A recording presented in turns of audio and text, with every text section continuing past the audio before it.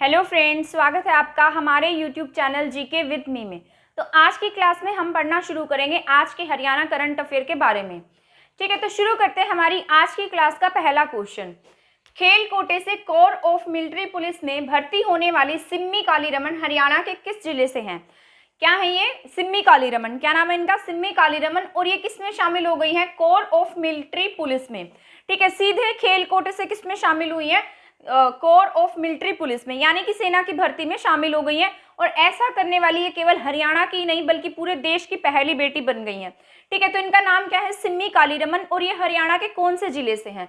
तो ये आपके हरियाणा के हिसार जिले से बिलोंग करती है। और हिसार जिले का एक गांव है डाटा गांव। कहाँ की है ये? डाटा गांव की है। ठीक है, और इन्होंने क्या कर लिया है, ये खेल कोटे से सीधे क्या बन गई है? कोर ऑफ मिलिट्री पुलिस में की सेना में जो है भर्ती हो गई है। ठीक है, इससे पहले ये इंडिया जो यूथ गेम्स हैं उसमें भी खेल चुकी हैं।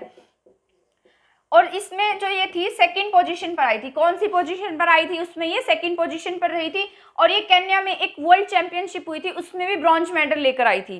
ठीक है, ये जो सिम्मी कालीरमन है ये खेलों में भी उतना ही योगदान देती हैं।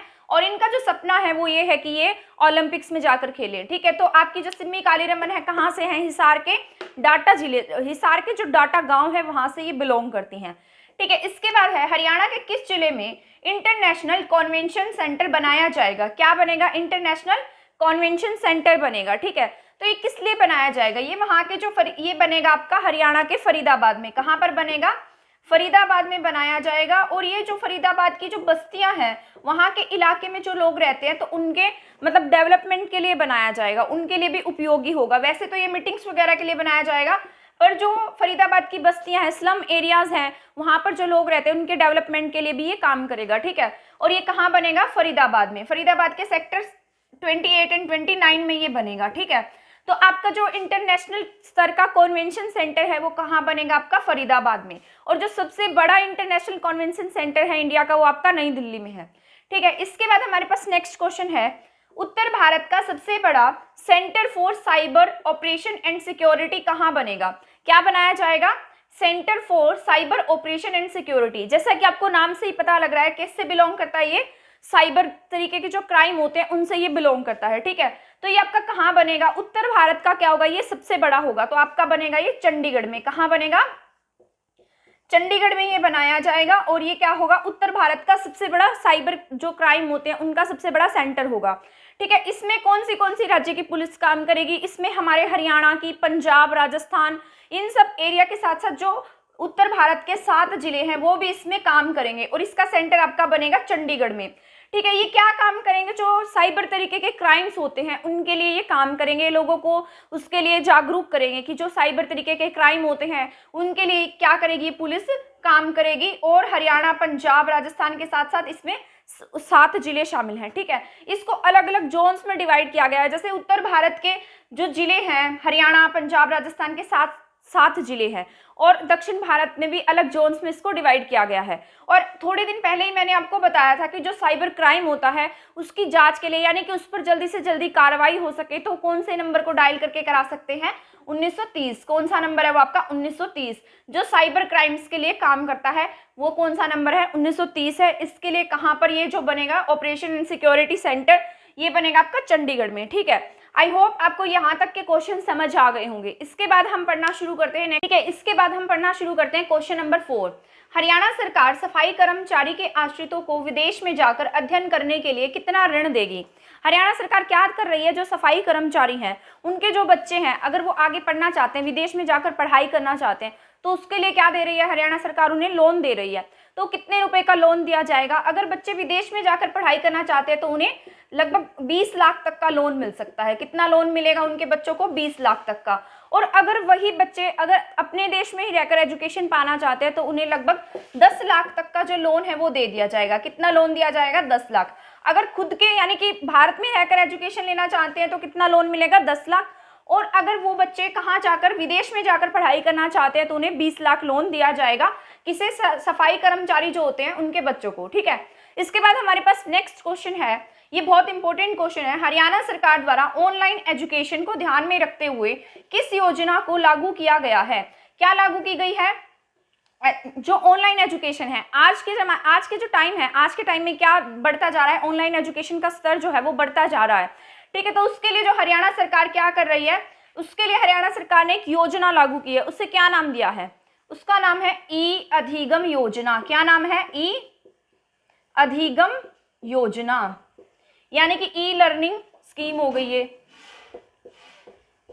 ठीक है, क्या नाम है इसका, ई अधिगम योजना इसका नाम है। और इसमें क्या किया जाएगा, इसके साथ साथ जो हरियाणा सरकार है वो बच्चों को क्या दे रही है, 5 लाख टैबलेट देगी। कितने टैबलेट देगी, 5 लाख जो है टैबलेट हरियाणा सरकार के द्वारा दिए जाएंगे। और इसके साथ साथ क्या होगा, बच्चों को जो सरकारी स्कूल है उसमें क्या दिया जाएगा, 2 GB जो नेट है वो फ्री मिलेगा बच्चों को। क्या मिलेगा, 2 GB डाटा डेली का उन्हें फ्री दिया जाएगा। इसके साथ साथ इनके जो टैबलेट्स हैं उसमें क्या होगा, उसमें PAL यानी कि पर्सनलाइज्ड एडेप्टिव लर्निंग होगी। अब ये पर्सनलाइज्ड एडेप्टिव लर्निंग है जो, ये क्या होती है, इसका मतलब ये है कि जो इन्हें टैबलेट्स दिए जाएंगे उसमें क्या होगा, इन्हें पहले से रिकॉर्डेड लेक्चर्स दिए जाएंगे, साथ में इन्हें बने बनाए नोट्स भी मिलेंगे, ताकि बच्चों को किसी भी तरीके की कोई परेशानी ना आए। उन्हें अगर कोई दिक्कत है तो रिकॉर्डेड लेक्चर्स देखकर अपनी प्रॉब्लम को सोल्व कर सके। ठीक है, और क्या होगा, ये जो 5 लाख टैबलेट्स हैं इसका जो शुभारंभ है ये कहाँ से किया गया, रोहतक के टैगोर स्टेडियम में जो हमारे हरियाणा के CM हैं वो क्या करेंगे, बच्चों को टैबलेट्स वितरित करेंगे। ठीक है, तो जो हरियाणा सरकार है ऑनलाइन एजुकेशन को बढ़ावा देने के लिए क्या लागू किया इन्होंने, ई अधिगम योजना जो है हरियाणा सरकार के द्वारा लागू की गई है। ठीक है, आई होप आपको ये क्वेश्चन समझ आ गया होगा। इसके बाद हम नेक्स्ट क्वेश्चन पढ़ते हैं। हमारे पास नेक्स्ट क्वेश्चन है, हरियाणा सरकार ने हाल ही में कितने रुपए के नए इस साल के बजट को मंजूरी दी है, कितने करोड़ रुपए के बजट को इस साल के लिए मंजूरी दी गई है, तो वो आपका 586 करोड़ है। क्या है, 586 करोड़। ठीक है, और इसके लिए क्या बनाई जाएगी, जो 586 करोड़ है इसमें क्या बनाएगी हरियाणा सरकार, एक हॉर्टिकल्चर, क्या बनाएगी, हॉर्टिकल्चर की जो वो है क्या कहते हैं विंग है वो तैयार करेगी, हॉर्टिकल्चर विंग तैयार करेगी, जिसमें क्या होगा, जो हरियाणा सरकार है क्या तैयार करेगी, हॉर्टिकल्चर विंग तैयार करेगी, जिसमें खुद की नर्सरीज बनाएगी। ठीक है, और वो क्या होगी, जो नर्सरियां होंगी वो इनके लिए बहुत अधिक फायदेमंद होंगी। ठीक है, लोगों को बहुत अधिक इसका फायदा होगा। और इसमें कितने करोड़ रुपए की मंजूरी दी गई है, 586 करोड़ की मंजूरी दी गई है। और क्या बनेगी, इससे हॉर्टिकल्चर विंग बनकर तैयार होगी। ठीक है, इसके बाद हमारे पास नेक्स्ट क्वेश्चन है, हरियाणा के किस जिले में सबसे बड़ा उतार चढ़ाव जंक्शन बनाया जाएगा। ठीक है, क्या बनेगा, सबसे बड़ा उतार चढ़ाव जंक्शन बनेगा, तो आपका कहाँ पर बनाया जाएगा, तो बनेगा आपका फरीदाबाद में। कहाँ बनेगा, फरीदाबाद में ये जंक्शन बनाया जाएगा। और इसका क्या नाम होगा, जो ये जंक्शन है ये कहाँ से शुरू होगा, ये KGP तक जाएगा, यानी कि कुंडली गाजियाबाद पलवल। ठीक है, यहाँ से होते हुए ये फरीदाबाद से होते हुए KGP के आसपास बनेगा ये। ठीक है, फरीदाबाद से कहाँ बनेगा, KGP कुंडली गाजियाबाद पलवल तक बनेगा। और ये क्या होगा, बड़ा उतार चढ़ाव जंक्शन होगा। ठीक है, और इसका क्या फायदा होगा, मतलब यहाँ के एरिया में जो लोग रहते हैं, जो गांव के आसपास, जहाँ इसके आसपास गांव लगते हैं, उन लोगों को भी इसका क्या होगा, बहुत अधिक फायदा होगा। तो सबसे बड़ा उतार चढ़ाव जंक्शन आपका कहाँ बनने को तैयार है, फरीदाबाद में। ठीक है, तो कहाँ बनेगा, वो आपके फरीदाबाद में बनेगा। और कुंडली गाजियाबाद पलवल तक ये जो जंक्शन है बनाया जाएगा। ठीक है, उसके आसपास के एरिया में ये बनेगा। ठीक है, इसके बाद हम नेक्स्ट क्वेश्चन पढ़ते हैं। ठीक है, इसके बाद हमारे पास नेक्स्ट क्वेश्चन है, हरियाणा के किस खिलाड़ी ने ब्राजील में आयोजित पैरा बैडमिंटन चैंपियनशिप में क्या जीता है, गोल्ड मेडल जीता। क्या जीता गया, इनके द्वारा गोल्ड मेडल जीता गया है। तो ये आपकी कहाँ से बिलोंग करती हैं और इनका क्या नाम है, ये किसने जीता है, ज्योति वर्मा। किसके द्वारा जीता गया, आपका ज्योति वर्मा के द्वारा गोल्ड मेडल जीता गया है। और इस प्रतियोगिता का आयोजन कहाँ पर हुआ था, आपके ब्राजील में। और जो प्रतियोगिता है इसका आयोजन कब से कब तक किया गया था, 19 अप्रैल से आपके 24 अप्रैल तक इसका आयोजन किया गया था। ठीक है, और इन्होंने क्या जीता, इसमें गोल्ड मेडल जीता। ये लगातार 3 साल से गोल्ड मेडल जीतती आ रही हैं। ठीक है, 2018 में भी इन्होंने गोल्ड मेडल जीता था, 2019 में भी, 2021 में भी, और अब 2022 में भी इन्होंने क्या जीता है, गोल्ड मेडल जीता है। और इन्होंने जो गोल्ड मेडल है कहाँ पर जीता है, ब्राजील में। और पैरा बैडमिंटन में ये खेलती हैं और इनके द्वारा गोल्ड मेडल जीता गया है। कहाँ से बिलोंग करती हैं, ये आपके बहबलपुर गांव से हैं। कहाँ से हैं, बहबलपुर गांव से हैं। और इनका नाम क्या है, ज्योति वर्मा। ठीक है, तो हरियाणा की किस लड़की ने जीता है, ज्योति वर्मा ने क्या जीत लिया है, पैरा बैडमिंटन में गोल्ड मेडल जीता है। ठीक है, इसके बाद हम नेक्स्ट क्वेश्चन करते हैं। हमारे पास नेक्स्ट क्वेश्चन है, हरियाणा सरकार ने सरकारी नौकरियों की आयु सीमा को बढ़ाकर कितना कर दिया है। क्या किया गया है, अभी हाल ही में हरियाणा सरकार के द्वारा घोषणा की गई थी कि जितने भी यह कोविड-19 है उसकी वजह से जिनकी आयु जो है वो पूरी हो गई है, यानी कि जो अब सरकारी नौकरी का फॉर्म नहीं भर सकते, तो उसके लिए उन्होंने क्या किया है, 2 वर्ष के लिए जो आयु सीमा उसे बढ़ा दिया गया है। पहले क्या थी 40 वर्ष और अब इसे क्या कर दिया गया, 42 वर्ष कर दिया गया है। वैसे तो बहुत सारी नौकरियों में कितनी आयु थी, 42 वर्ष ही थी, पर कुछ ऐसी जॉब्स थी जिसमें आयु कितनी थी, 40 वर्ष थी। इसके बाद आप सरकारी नौकरी के लिए आवेदन नहीं कर सकते थे। लेकिन अब जितने भी डिपार्टमेंट्स हैं उन सब के लिए जो आयु सीमा है वो कितनी निर्धारित कर दी हरियाणा सरकार ने, 42 वर्ष।